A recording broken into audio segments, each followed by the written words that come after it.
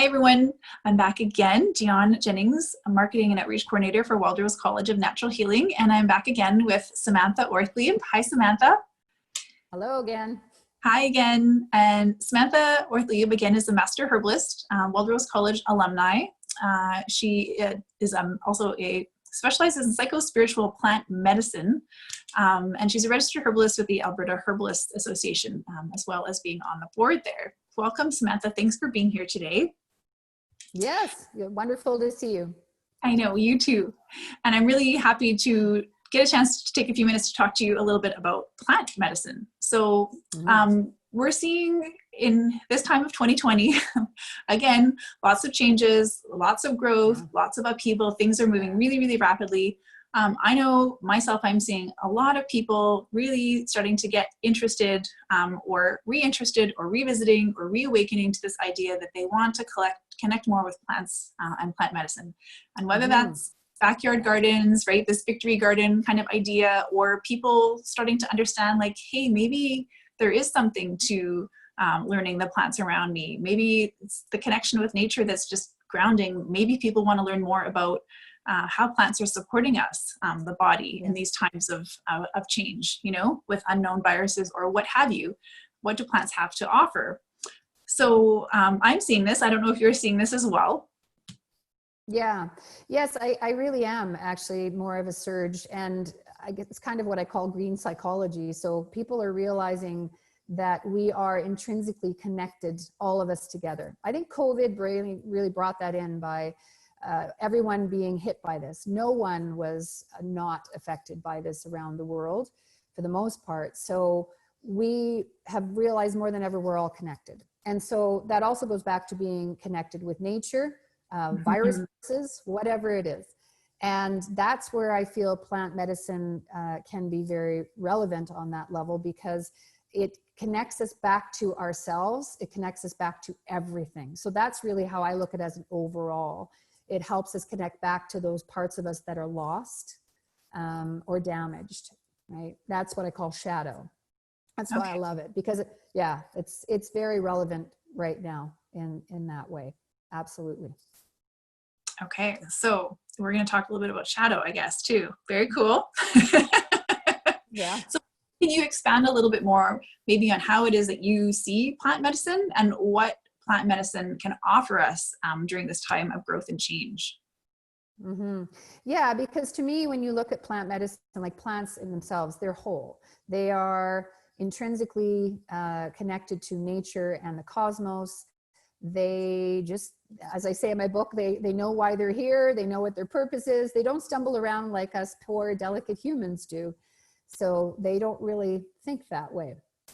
And therefore, to me, if you're giving someone a plant remedy of any kind, or whether it's a vibrational essence like flower essence, everything helps us intrinsically within that connect back on a whole. So shadow wise, when I look at plant medicine, I use it as well, not just biochemically, but also it helps to circumvent the ego and get into the subconscious on many levels. So whether it's a flower essence or a herbal tincture, it is getting into the body in a way to help release what I call anything that's been damaged, lost. You know, it's the shadow part of us.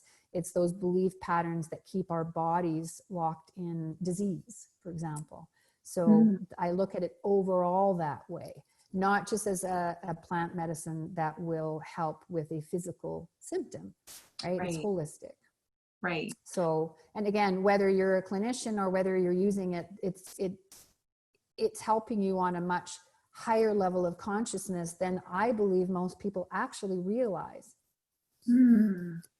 Very interesting.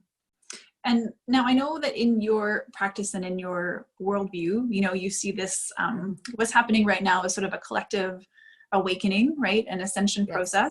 So, you know, when you refer to the shadow and working through things like this with plant medicine, is that sort of what's happening collectively in a way? Am I understanding that right? Yeah. You're absolutely right, because we have all our own individual shadow, and then we have collective shadow, and then we have the collective unconscious. So, you know, we all are connected. Again, that's what COVID has shown us.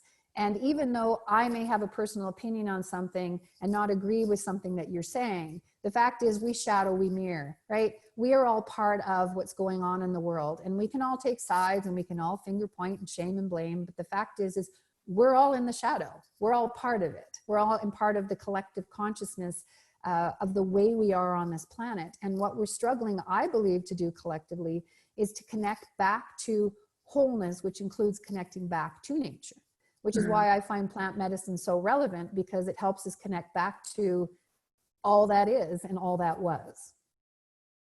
It's beautiful. Thank you for explaining it and just expanding on that. That's beautiful. So you sort of touched on this, but maybe let's just go there a little bit deeper.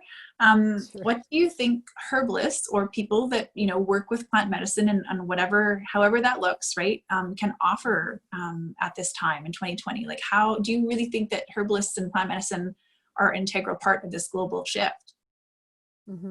Yes, I do, actually. And I feel that we can offer, I mean, many things, and depending on what level of herbalist you want to be, but we can simply offer some beautiful healing products if people are making products that are plant-based to nurture people and get them to feel better, self-care, right? To help them connect back to themselves on a certain level, can help with overall immune system, which is something that I feel has been very much neglected in terms of being mentioned by mainstream media during COVID. They're not really mentioning that. Why don't you look after your diet, you know, look after your immune system, your mental, emotional self-care these days is absolutely essential, given the chaos in the world that's going on right now, to keep our center and to process, because everyone's becoming more emotional. The reason is, and you and I can get into lots around this, is that the feminine is coming in much more into all of us. And so emotionally, people are all over the place, right? So they need the time to understand what's going on in the self-care, to very much integrate that part of themselves, because we were in a very masculine world that's now trying to balance itself out.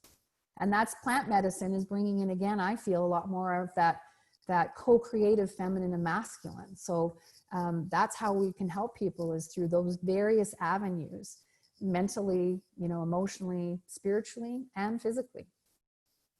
That's beautiful. Thank you. I just got goosebumps all up and down my arms. So I felt the truth. Sure.